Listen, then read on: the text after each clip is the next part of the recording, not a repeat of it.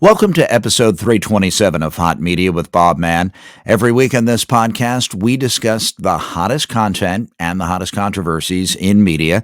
Today, we're talking about something which is very hot, not necessarily controversial, and that is the return of vinyl. Vinyl records have made a huge comeback, and I thought that we could use this as an opportunity to expand the discussion. I told all of you that recently I had the chance to host a show on WFDU radio in which I did, as a DJ, the hits of the 60s and the 70s, and people were calling in, and it was wonderful. But the music industry is not the same as those days of WABC and, 45 records, although I guess the 45s might come back. And so I thought a perfect person to talk about this is a colleague at Caldwell University, Vinnie Peri. Vinnie is the creator and adjunct lecturer of Caldwell University's Intro to Music Industry course. And while working in the music business, Vinnie held such positions as manager of music programming for MTV and director of video promotion for Capitol Music Group. So, Vinnie, thank you so much for taking the time to be here on Hot Media. Well, thank you so much for having me. I'm really excited. Let's talk first about vinyl. I remember doing a lecture in the 1980s. It was my earliest days at Caldwell, and I was talking about the fact that CDs had just passed vinyl for sales in the record store.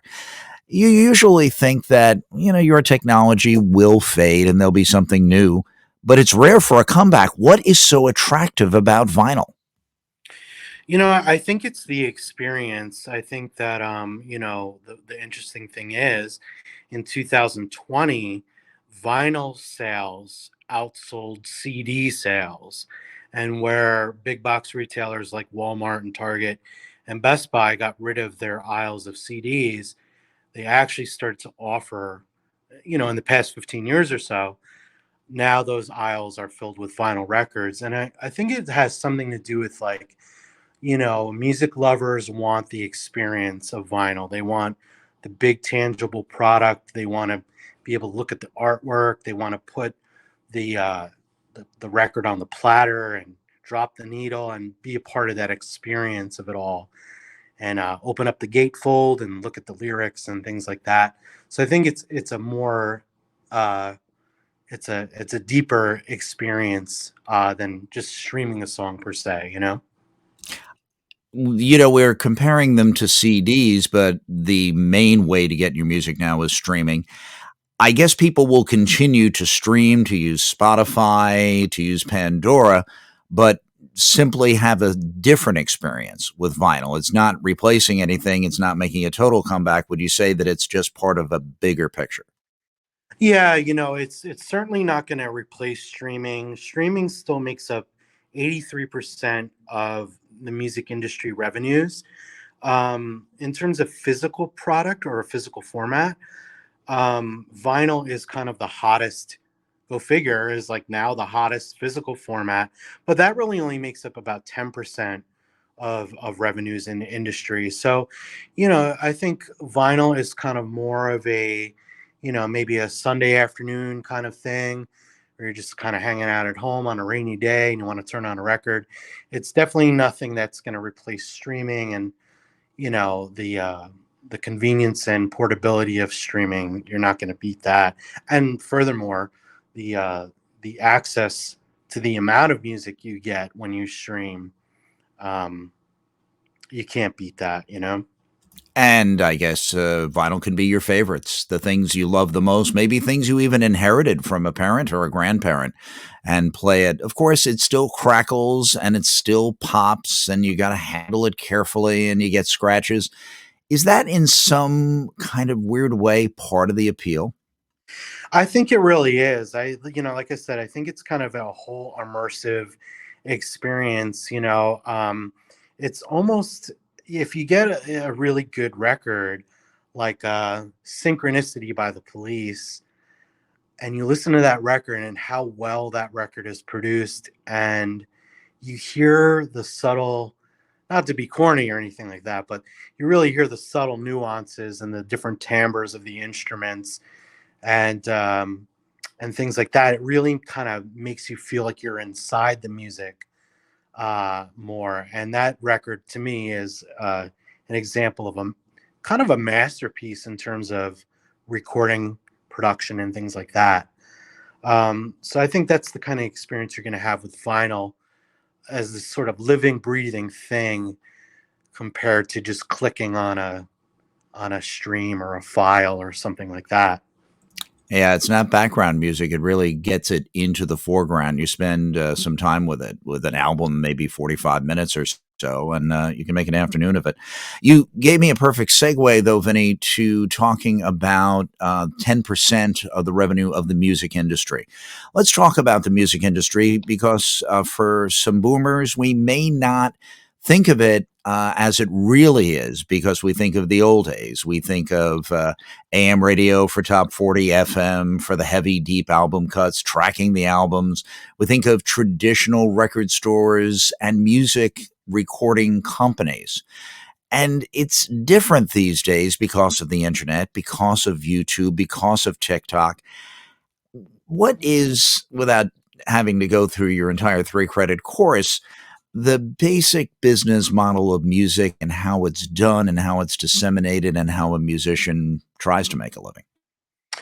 I think that's a really great question. The industry has changed so much. And really, the standard, I would say, for quite a while now is a 360 deal. And what I mean by that is, back in the day, an artist would maybe sign a record deal and the record company would give them some advance money to go record the record. And the record label would, lay out the money for the recording and marketing of the record. And then as the record sold, they would then recoup the money that they advanced and upfront, and then of course trying to make some profit on it. So trying to make a profit on that investment. And so when illegal downloading kind of gave a little bit of a crushing blow to the industry, followed by legal downloading, which in my view was even more detrimental because it actually changed how most people acquire and consume music. May I ask you to follow up on Sure. that quickly? Yeah, So, the days of Napster in the early 21st century, they certainly were digging into profits. And the creator of Napster, even though I guess he wasn't necessarily operating within copyright law, was on the cover of Time magazine. But the idea of making it all legal and paying, what, 99 cents for a song or something like that is more damaging, you feel, in the long run?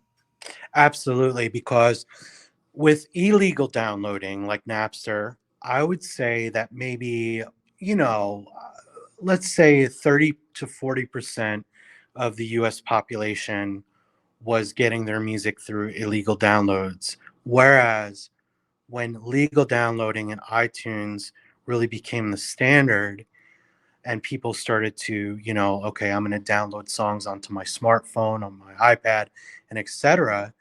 Now I'd say 70 to 80% of the population, that's how they got their music instead of going out to the record store and getting physical product. But the problem with that is it would still cost the record label the same amount of money to record the album, to market the album, whether it was a physical product or an MP3 or an audio file. And so when people consume music through streaming and downloading, or let's just take downloading for that matter, instead of going out to the record store and buying the CD for 13.99, now they're just going to buy songs a la carte at 99 cents a pop.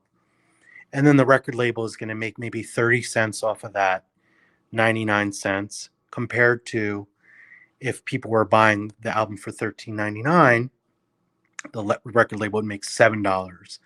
And so the amount of money that they were putting out to market and record the record was still the same, but the amount of the return that they were getting back was really, really crushing, and was kind of a desperate deal that they scrambled to make with Apple back in the day because they were so worried about illegal downloading killing the business that I think that they kind of rushed into this deal with Apple, and then that actually turned out to be even more detrimental, to be honest. You've been an industry executive, but you are a musician. Is it harder now for a musician to make music because of this economic model of the business? I do think it is. Like on one hand, it's easier to market yourself and to do it yourself. You could save up some money and get a great quality recording.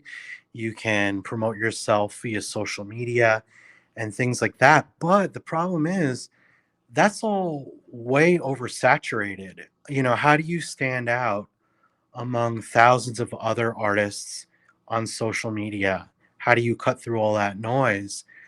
And if you are lucky enough to get a deal, the labels are not going to want to give you a big advance, and they're going to want you to sign a 360 deal, meaning that to recoup their investment, they want a piece of your touring money, they want a piece of your merchandising, they want a piece of, if you have a jewelry line or perfume line, they want a cut of that. Sometimes even if you have a role in a movie, they're going to ask for a percentage of what you made on the movie or whatever it might be.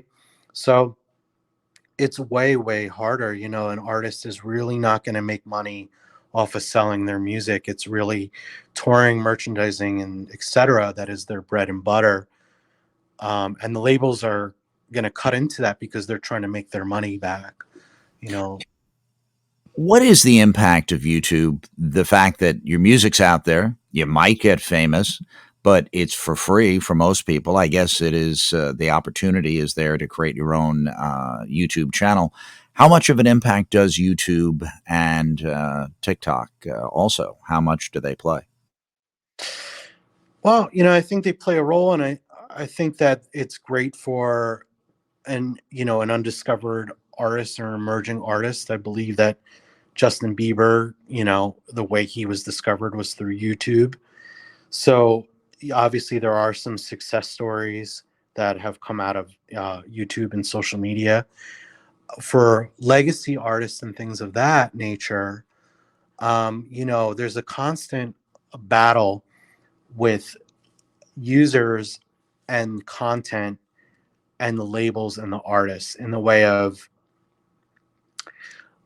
I'll give you an example. Like, I won't name names, but I was watching this one pretty popular YouTube personality rant about how this really famous legacy band went after him and he had to remove their music from one of his videos, or I don't know if he was like teaching one of their songs or using it as an example. And so he was ranting about how dare they do this? I'm giving them free publicity, free exposure. I don't understand why the label and those artists want me to remove this. It's to their benefit. I actually look at it differently, having experience in the business, where I say to myself, a legacy artist on that level, you're getting more value out of this than they are. They don't need your publicity. They don't need your exposure. You're really not doing anything for them that hasn't already been done. If they were an emerging artist, maybe, but a legacy artist on that level, you're actually getting um, more benefit out of it, and you're getting more eyeballs to your YouTube channel, and thus maybe making AdSense revenue or whatever it might be, or subscribers, or Patreon. So they have every right. It's their product. It's their investment. It's their property. If they want to tell you to take it down, you got to take it down, and you can't be sour grapes about it. It's just the way it is. I really like when there is a creative new course in any college or university, especially though in the media and entertainment area. And I've been creating courses for years in my own department, but I find your course absolutely fascinating. The idea of the music industry. So often, music departments will teach music, they'll teach people to play instruments, which is phenomenal. I'm taking piano lessons very late in life, and it's very satisfying, and teach music theory. But it is a business. So, talk a little bit about your course and what it covers. Right. So when I was a college student, I as I was looking into different colleges, and I had kind of come to the conclusion, you know what? I don't really want to teach music. And although my aspirations were to be a rock star, I could clearly see that that's not going to happen. My thinking was, I'd like to help others, and I'd like to work in the music industry in some fashion. But as I was looking around, there really weren't many courses offered that taught you about the industry itself. It was like you could either major or go to school for audio production or audio recording technology. And it kind of seemed like that was about it. And I just happened to kind of fall into a situation where I was like a music major studying the formal aspect of music and art of music and performance. And I had been visiting a friend up at Baruch College in New York City, and I was waiting for her to get out of class. And I was wandering around the halls, and I looked at the bulletin board. This is like back in like 1999, and there was a flyer there where this record label, Sire Records, was looking for interns. And I thought, wow, I should reach out and see what that's all about. And one thing led to another, and I ended up interning at that label, and I learned about the business, and I interned in radio promotion, and I met the people at the label. None of them were really music majors. They all had different degrees in psychology or business or whatever it might be. And it was kind of more about who you knew, your network, on the job experience, and so forth. And so as I went through the business and established my own career and things like that, um, when I developed this course, my thinking was it would be great for college students to know that there's so much more to the music business than just being a record producer. And there's nothing, that's a great field to be in, extremely highly competitive, and really hard to get into, the audio production side of things.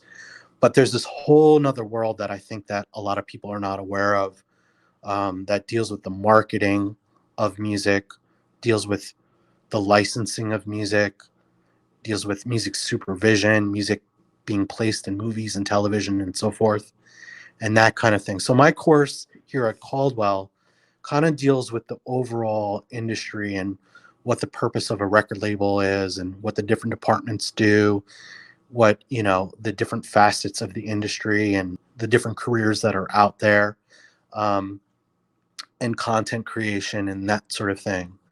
So, It really is a business, and there is still things, even as a communication and media professor, where I'll have to say, you know what, I don't know. For example, in podcasting, there are so many different things about the music that you can use, and misunderstanding, and even entertainment lawyers don't quite agree on all of it. And without knowing that, it's you really don't know everything about music because it's an art, but it is also a business. yeah, it's also commerce, and it's constantly changing, and the rules are constantly changing. And with the evolution of the business and the way that record labels and artists make their money, whereas maybe you could have used a piece of music in your music beds on your podcast, and you wouldn't have to worry about paying licensing or whatever. You have to these days, and nothing is gratis anymore. And the way That's why that an my art son does all the music on my podcast. perfect. That's what That's the theme perfect. That's the way to and go. yeah. So tell me briefly, because I'm literally through the StreamYard software here, meeting you for the first time. Tell us and the audience a little bit about other things that you do. I know that you're a musician and you teach in other places. So give me a profile of some of the things you're doing now. Sure. So, my full-time daytime job is I'm a K through 8 music teacher at Shrewsbury Borough School in Shrewsbury. And I teach general music and band and chorus, and I do a rock band program as well. The course here at the college, I've been teaching this since 2016.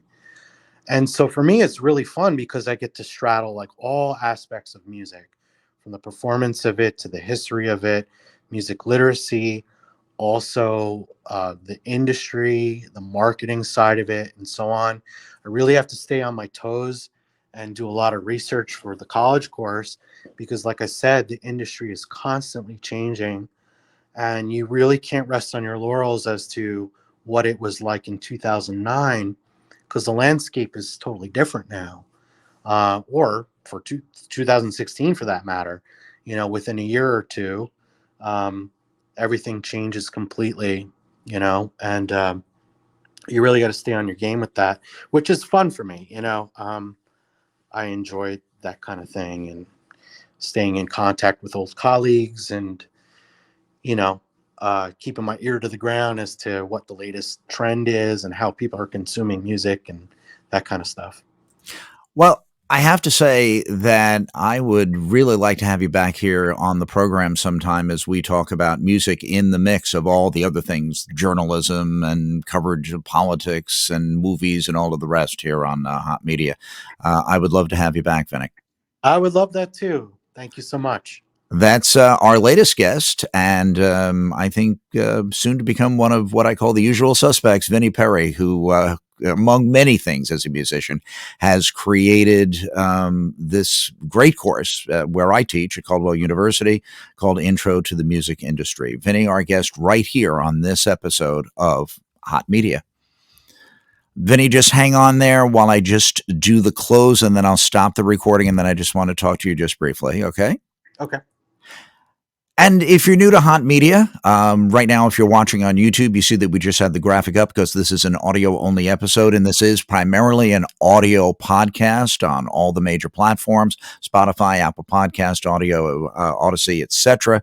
And we hope that you join us every week as we talk about the hottest content and the hottest issues in the media on Hot Media. You can follow me on Twitter, my handle at Bob Mann Media, BOBMANN Media. You can go to the website to find out more information, www.bobman with two N's, www.bobmanhotmedia.com. And thank you so much for listening.